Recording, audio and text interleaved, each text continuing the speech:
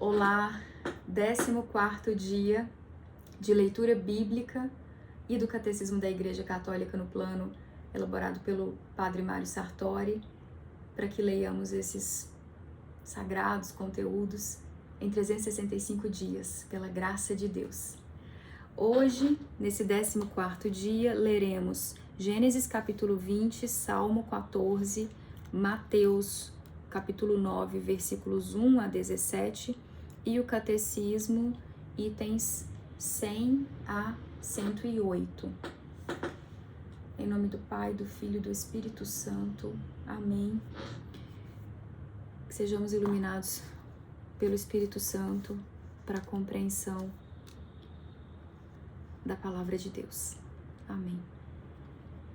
Gênesis capítulo 20. Abraão em Gerara.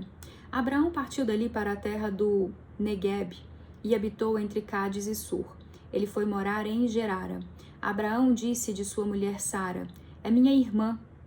E Abimeleque, rei de Gerara, mandou buscar Sara. Mas Deus visitou Abimeleque em sonho durante a noite e lhe disse: "Vais morrer por causa da mulher que tomaste, pois ela é uma mulher casada." Abimeleque, que ainda não tinha se aproximado dela, disse: "Meu senhor, vais matar alguém inocente? Acaso não foi ele que me disse, a minha irmã? E ela mesma não disse, é meu irmão? Foi com boa consciência e mãos puras que fiz isso." Deus lhe respondeu no sonho: "Também eu sei que fizeste isso em boa consciência, e fui eu quem te impediu de pecar contra mim, não permitindo que a tocastes. Agora devolve a mulher desse homem.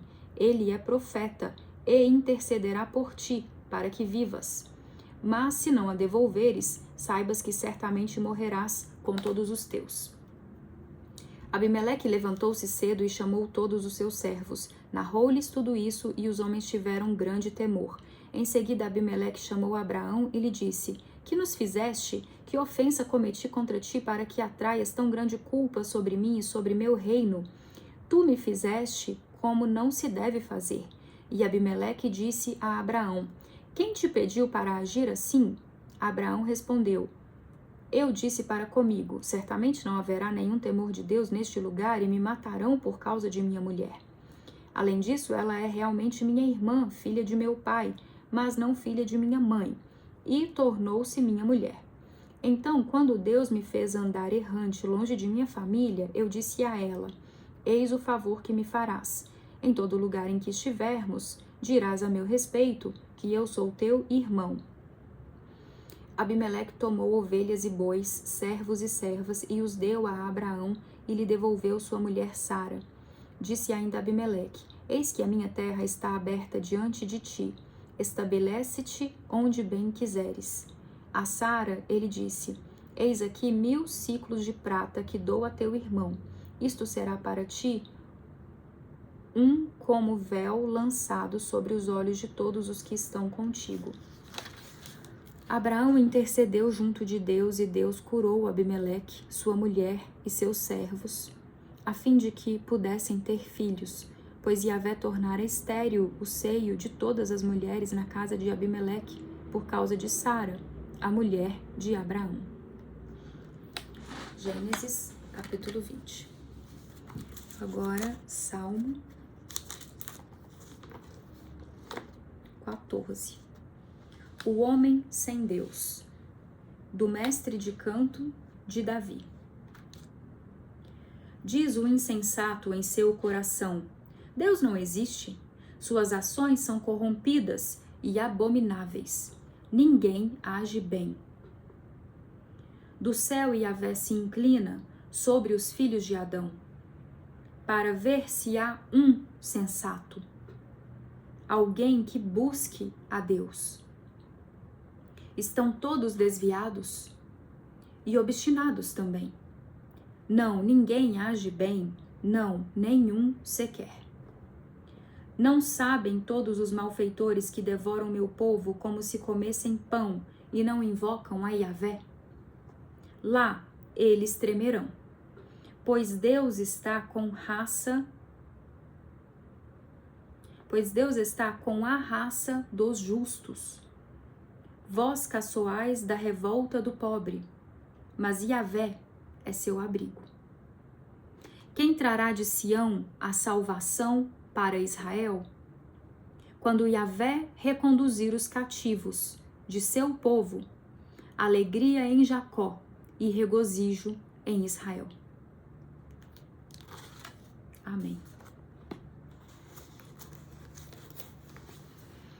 Mateus, capítulo 9, versículos 1 a 17.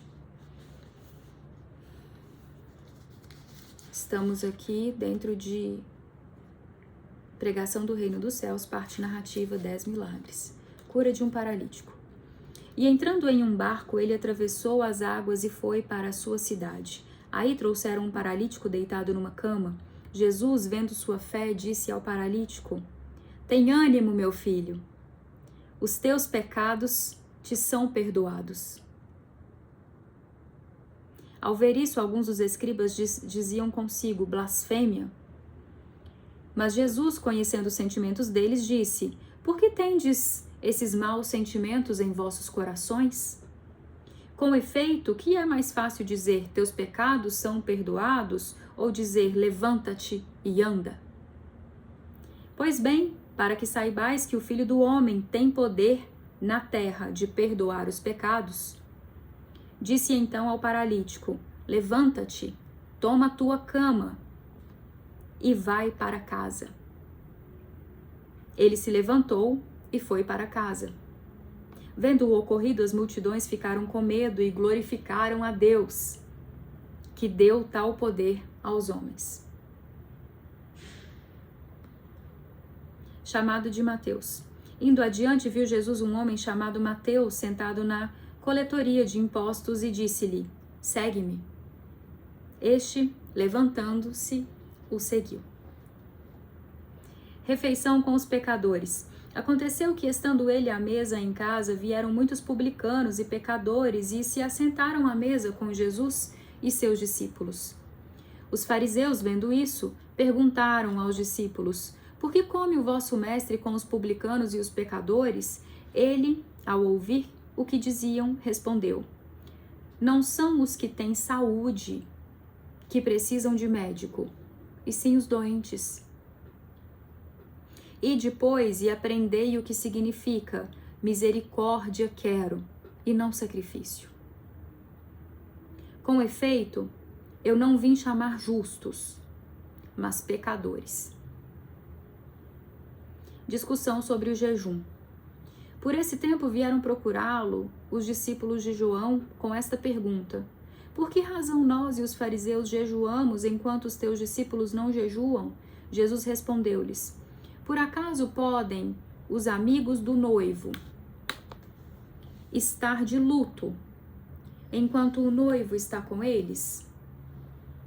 Dias virão quando o noivo lhe será tirado. Então sim, jejuarão. Ninguém põe remendo de pano novo em roupa velha, porque o remendo repuxa a roupa e o rasgão torna-se maior. Nem se põe vinho novo em odres velhos. Caso contrário, estouram os odres. O vinho se entorna e os odres ficam inutilizados. Antes, o vinho novo se põe em odres novos. Assim, ambos se conservam.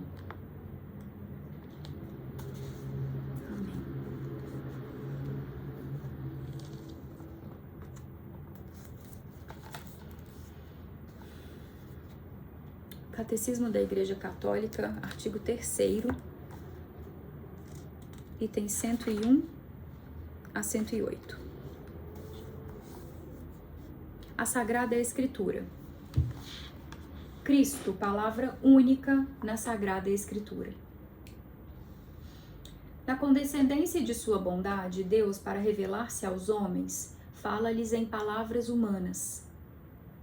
Com efeito, as palavras de Deus expressas por línguas humanas fizeram-se semelhantes à linguagem humana, tal como outrora o Verbo do Pai Eterno, havendo assumido a carne de fraqueza humana, se fez semelhante aos homens.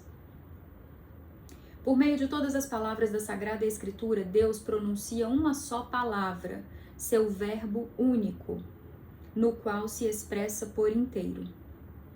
Lembrai-vos que é uma mesma a palavra de Deus que está presente em todas as Escrituras, que é um mesmo verbo que ressoa na boca de todos os escritores sagrados. Ele que, sendo no início Deus junto de Deus,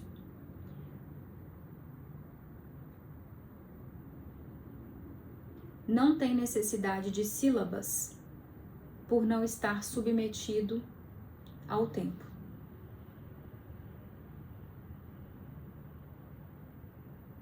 Eu lerei novamente esse trecho. Lembrai-vos que é uma mesma a palavra de Deus que está presente em todas as Escrituras, que é um mesmo verbo que ressoa na boca de todos os escritores sagrados.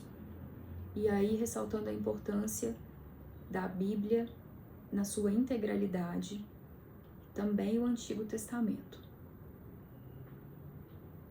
O Pentateuco, né, que é tão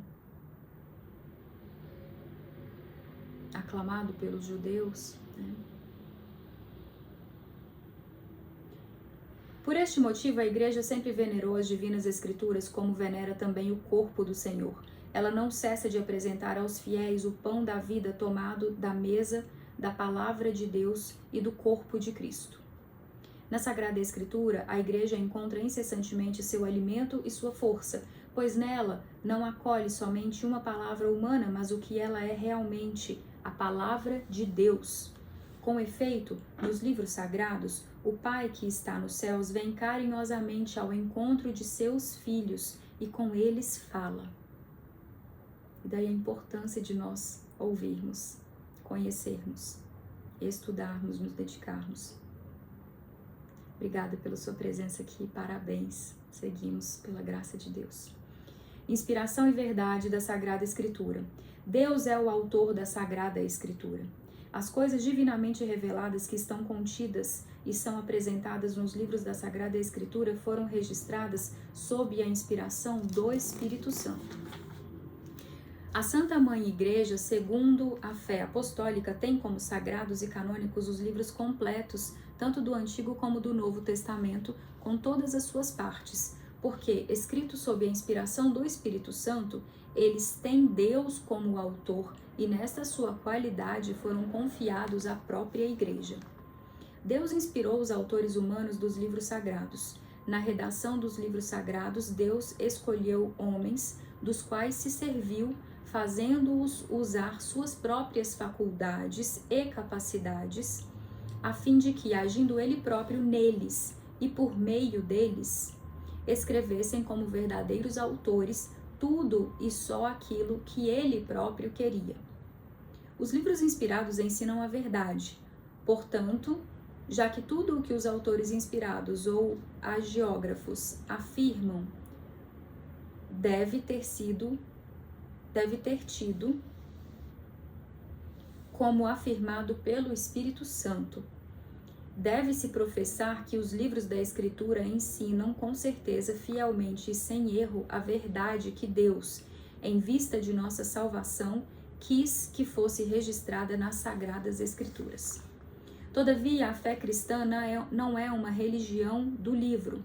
O cristianismo é a religião da Palavra de Deus.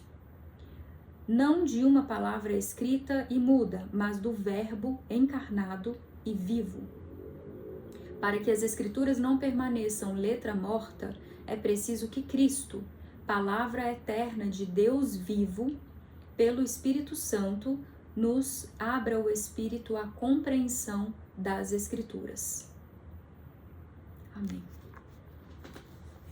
E hoje eu finalizarei com a leitura do Salmo 117, aquele curtinho que é um louvor a Deus.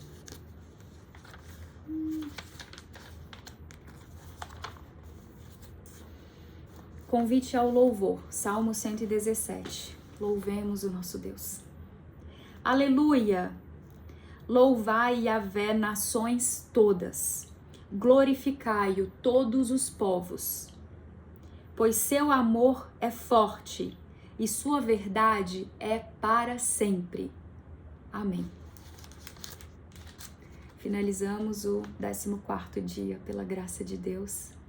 Até a próxima.